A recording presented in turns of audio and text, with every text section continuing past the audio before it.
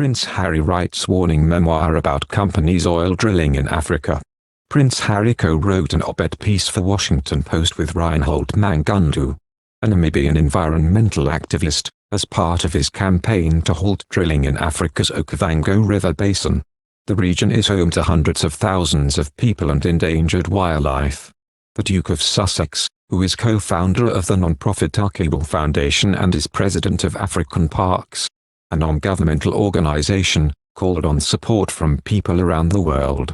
According to article, the region is far more valuable in its natural state than any oil and gas reserves buried beneath it.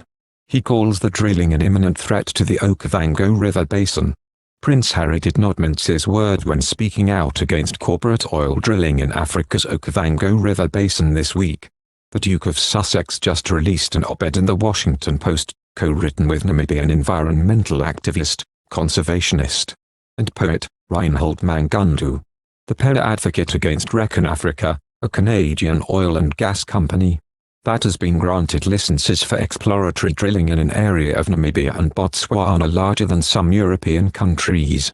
We believe this will pillage the ecosystem for potential profit, the opinion piece reads.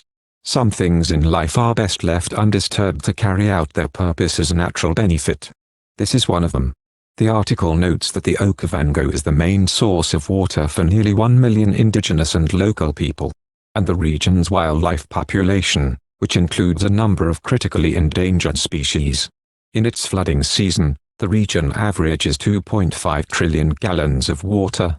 The Duke and Mangundu note that, in the past, drilling has used a large amount of water and can leave behind toxic pollutants. The pair also discuss other possible dangers related to oil extraction, calling attention to mistakes of the past few years. They cite a recent pipeline leak off the coast of Southern California, which left more than 140,000 gallons of oil in the Pacific Ocean, and an incident in July, where an oil company lit the ocean on fire in the Gulf of Mexico. There is no way to repair the damage from these kinds of mistakes, the op-ed notes. Drilling is an outdated gamble that reaps disastrous consequences for many, and incredible riches for a powerful few. It represents a continued investment in fossil fuels instead of renewable energies. The article concludes by asking the public, and especially leaders and investors, to stand in solidarity with us, our allies and local communities in advocating a full moratorium on oil and gas development in the region. Now, the choice is simple. Either we honor our natural and life-sustaining ecosystems, preserving them for generations to come, or we exploit them on a path to permanent destruction, the Duke and Mangundu wrote. Will you stand with us? Meghan and Archie visit South Africa with Harry. The Duke will visit Angola, Malawi, and Botswana on his own. The couple have said they hope to include Archie in their tour, but it's still not clear if or when he'll appear publicly. The Duchess will be working with organizations to promote women's education, health, entrepreneurship and leadership. Read a statement from the palace.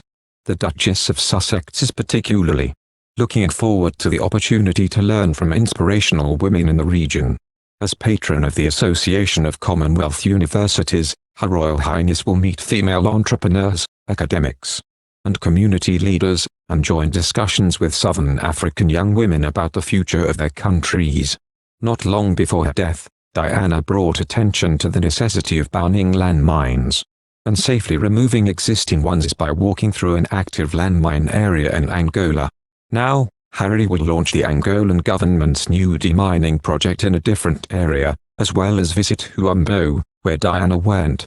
A source told, Harry's trip to Africa comes at a time in his life where he has become a parent himself. Diana had a great affinity with children and recognized the worth of having boots on the ground could affect change in such an important way. This is all about wanting to fulfill his mother's legacy and showing his wife and baby son the places that have had the most positive effect on him in his life. In addition to other engagements, Harry will witness an anti-poaching demonstration and meet local park rangers working to save animals from illegal trade. And the royal is president of African Parks and patron of rhino conservation Botswana.